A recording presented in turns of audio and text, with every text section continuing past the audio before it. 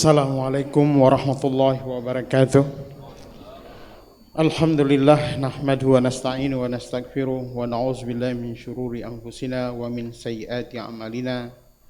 Allahumma salli ala Muhammad wa ala alihi wa sahbihi ajmain, amma ba'd. Jamaah salat maghrib yang diberkati Allah, marilah kita barang 10 menit memanfaatkan waktu sambil i'tikaf dan untuk majelis ilmu. Mudah-mudahan Allah memberi pahala, memperberat timbangan kita di hari akhirat nanti. Jamaah yang diberkati Allah, Islam ini mengajarkan segala sesuatu kepada kita secara detail. Kita tinggal melaksanakan saja. Dan prinsip dalam Islam ini, perintah itu kita laksanakan karena perintah. Salat karena salat, bukan karena hikmah. Hikmah itu ada sesuatu yang bonus. Karena ada suatu perintah, itu orang baru ketahui hikmahnya itu setelah puluhan tahun, ratusan tahun malah. Jemaah yang diberkati Allah, hal-hal yang sederhana diajarkan oleh Islam, tapi kita, kebanyakan dari kita ya, bukan semuanya, itu menganggap hal sederhana. Misalnya seperti pergi ke belakang, itu melepas cincin. Itu diajarkan oleh Islam. Mungkin jarang kita perhatikan hal-hal semacam itu. Tapi kalau kita pikirkan betapa efek daripada melepas cincin itu. Jemaah yang diberkati Allah, ada satu hadis Nabi. Ini juga persoalan-persoalan yang kita anggap sepele, tapi sesungguhnya punya hikmah atau punya sesuatu yang luar biasa di balik apa yang diajarkan oleh Rasulullah SAW. Rasulullah sallallahu alaihi wasallam bersabda, "Inna syaitana yahduru ahadakum 'inda kulli syai'in min sya'ni." Sesungguhnya syaitan itu mendatangi salah satu di antara kamu 'inda kulli syai'in min sya'ni, setiap kesempatan. Syaitan itu hatta yahduru 'inda ta'ami, bahkan syaitan itu dia datang saat kita makan. Fa iza sakatat min ahadikum luqmatun, jadi kalau ada jatuh satu suap dari tangan kita, falyamid makana biha minal azza. Kata Rasulullah SAW, yang jatuh itu maka kita ambil, kita buang yang kotor. Summa liyakulha, kemudian kita makan lagi. Wala yada'ha li syaitan, jangan ditinggalkan makanan yang jatuh itu untuk syaitan. Fa iza faraha falyal'aq asabi'ahu, apabila sudah selesai makan, hendaklah dia menjilat ujung jarinya.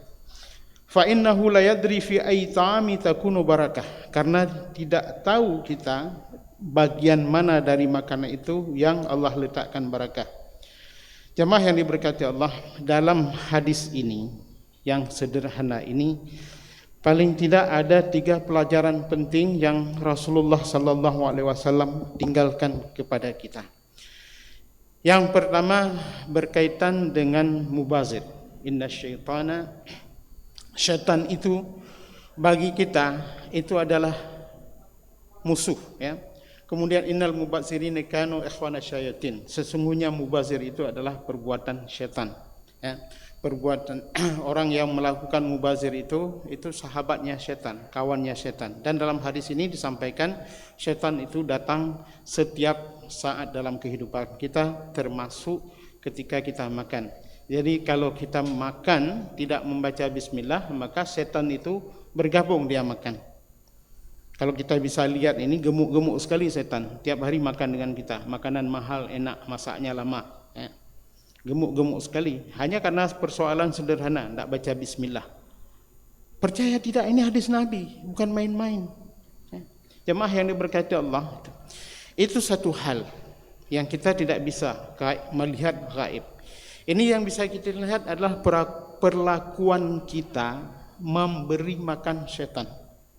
Ini Rasulullah mengatakan makanan yang jatuh, mungkin kita jijik, mungkin kita macam-macam lah seperti itu. Atau orang menggambarkan, oh itu yang kalau makan roti, paham, makanan apa saja. Kalau jangan cerita, oh kalau jatuh di atas tai lembu, itu lain cerita. Ya. Jatuh dalam kondisi yang normal, kita bisa ambil kembali, diambil. Itu contoh yang ekstrim. Jemaah yang diberkati Allah. ada hal-hal lain yang tidak ekstrim kita lakukan, dan orang itu tidak enak mau ngomong, Mau bicara itu tidak enak, segan, tersinggung. Ya. Betapa banyak orang memberi makan untuk setan. Jemaah yang diberkati Allah, ketika acara kenduri, pesta, apapun acara yang sifatnya makan-makan, diambil penuh piringnya.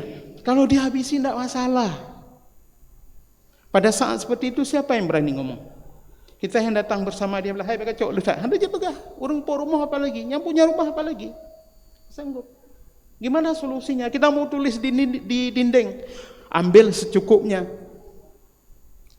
Rasanya tidak etis, tapi yang dilakukan itu ambil makanan banyak-banyak, kemudian tidak dihabisi, tidak etis. Itu bukan saja tidak etis, tapi itu memberi makan kepada setan. Setelah makan itu hanya sepertiga piring yang penuh, sepertiga yang dimakan, selainnya dibuang. Kasih ke bebek. Bebek itu tidak perlu makanan semewah itu. Dia makan di pajulho aja. 3.000 sekilo sudah selesai. Ya, makan.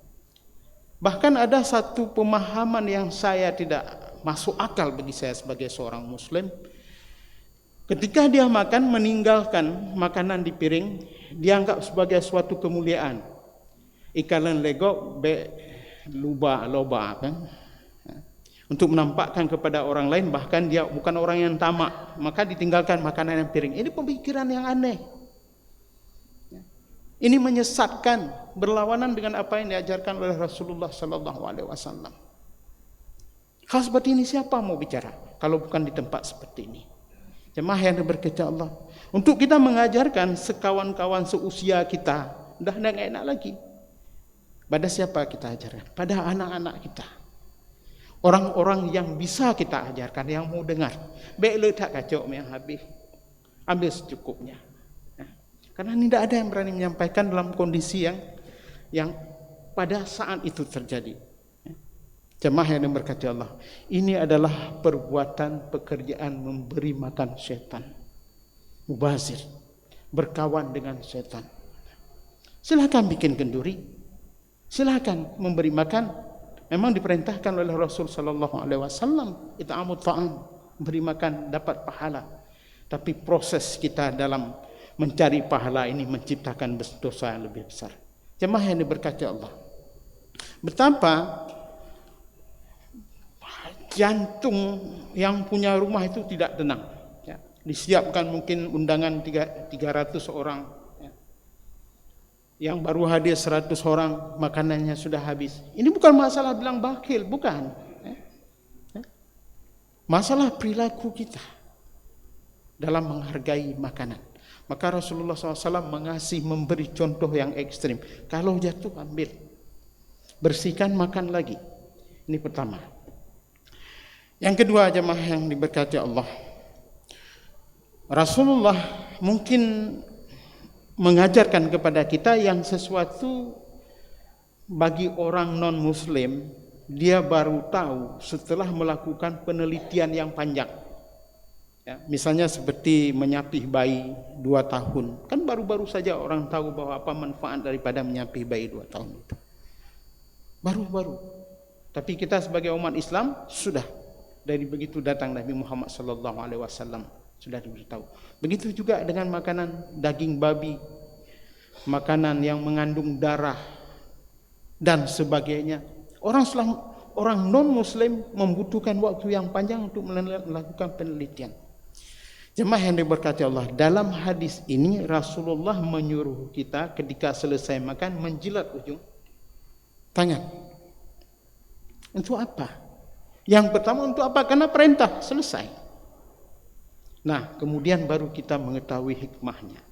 Berdasarkan penelitian, ujung jari kita ini mengandung enzim yang mempermudah terjadi proses makanan dalam lambung. Kalau ingin bukti, baru selesai ada makanan, celup saja tangan situ. Taruh, setengah hari udah basi. Itu ilmu pengetahuan butuh waktu yang lama untuk sampai kepada pemahaman semacam itu. Kita itu begitu saja dikasih oleh Nabi Muhammad sallallahu alaihi wasallam. Timbul berbagai penyakit modern zaman sekarang. Yang dulu zaman hana penyakitnya penyakit kita dengan alasan kita di rumah sakit ini gitulah. Oh, teknologi belum sampai untuk memahami penyakit itu. Allahu a'lam. Ya. Tapi yang jelas orang-orang dulu para pengikut Nabi, orang-orang salafus saleh, orang-orang yang taat, melaksanakan apa saja yang diperintahkan oleh Rasulullah SAW.